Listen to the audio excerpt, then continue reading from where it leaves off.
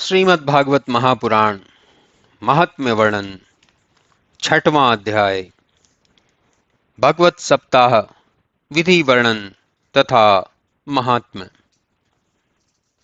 सनत कुमार जी बोले, हे नारद जी, अब मैं तुम्हें श्रीमद् भागवत की कथा सप्ताह की विधि बतलाता हूं, ध्यान देकर सुनो। इसके लिए आषाढ़ मास से अगहन अर्थात मार्गशीर्ष तक उपयुक्त समय है। इसमें तिथि और नक्षत्र का विचार भी कर लेना चाहिए। यह विचार कर लेने के बाद धनवानों, सत्कर्मियों और अन्य योग्य व्यक्तियों को कथा श्रवण करने के लिए निमंत्रण भेजना चाहिए। जहां कथा कही जाए उस स्थान को स्वच्छ बना देने के बाद फूल और लताओं तथा तोरण आदि से अच्छी तरह सजाकर ध्वजा स्थापित करनी चाहिए। कथावाचक ब्राह्मण बड़ा ही योग्य, विद्वान, ब्रह्मचर्यनिष्ठ तथा पाखंड रहित होना चाहिए। कथा सूर्योदय से प्रारंभ कर तीसरे पहर तक होनी चाहिए। साथ ही 5 ब्राह्मणों का वर्ण कर उनसे ओम नमो भगवते वासुदेवाय का सप्ताह भर जप कराना चाहिए।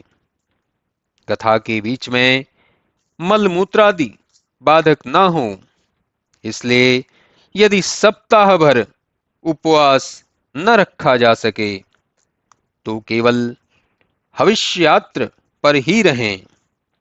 किसी प्रकार का गरिष्ठ अन्न, प्याज, लहसुन आदि, शाक एवं मांस इत्यादि बिल्कुल ही त्याग देवें। इस प्रकार विधि पूर्वक कथा हो जाने के पश्चात कीर्तन करें। यदि श्रोतागण विरक्त हों तो गीता पाठ द्वारा, और यदि गृहस्थ हों तो श्रीमद् भागवत के 10वें स्कंद के प्रत्येक श्लोक द्वारा घी, शहद, तिल, खीर आदि अन्नों से हवन करें।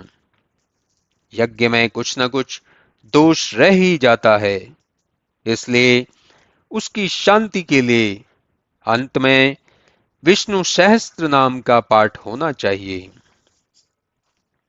सूत जी ने कहा, हे शौनक जी, इस प्रकार सनत कुमार ने नारद जी को श्रीमद् भागवत की कथा की विधि और महात्म्य बताकर स्वयं सप्ताह भर कथा यज्ञ किया, जिसे सुनकर नारद जी आनंद विभोर हो गए और वे सनत कुमारिदिकों को की प्रार्थना करने लगे।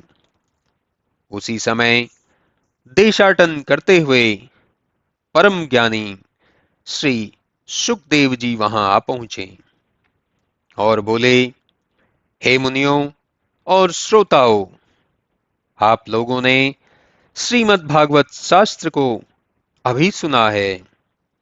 यह वेद रूपी कल्प वृक्ष और अमृत रूपी रस है, जिसकी समता का कल्याणकारी कोई ग्रंथ नहीं है। इसी समय उद्धव और अर्जुन के साथ वहां प्रहलाद जी भी आ उपस्थित हुए। फिर क्या था, प्रहलाद जी विष्णु भगवान का गुणानुवाद गाने, उद्धव जी झांझ बजाने और नारद जी बीणा बजाने लगे। इस अलौकिक भक्ति को देखकर विष्णु भगवान प्रसन्न हो गए और प्रकट होकर बोले, तुम्हारी इस कथा और कीर्तन से मैं प्रसन्न हूं, वर मांगो। इन लोगों ने कहा, हे प्रभु, हम केवल यह चाहते हैं कि जहां भी कहीं श्रीमद् भागवत की कथा हो वहां आप पधारें। भगवान ने एवमस्तु कहा और अंतर्ध्यान हो गए। शौनक जी ने सूत जी से पूछा कि इस कथा को शुकदेव जी ने राजा परीक्षित से तथा गोकर्ण ने धुंधुकारी से और सनत कुमार ने नारद जी से कब कहा, यह मुझे बतलाइए। सूत जी बोले कि श्री कृष्ण जी के परम धाम चले जाने और कलयुग के आ जाने के 30 वर्ष बाद भाद्रपद की नौमी को सुखदेव जी ने इस कथा को राजा परीक्षित से कलयुग के 200 वर्ष व्यतीत हो जाने पर आषाढ़ शुक्ल नवमी को गोकर्ण ने धुंधुकारी से और कलयुग के 300 वर्ष व्यतीत हो जाने पर कार्तिक शुक्ल नवमी को सनत कुमार ने नारद जी से कही थी। हे शौनक, इस कथा के महात्म को तुमसे कहां तक बताऊं?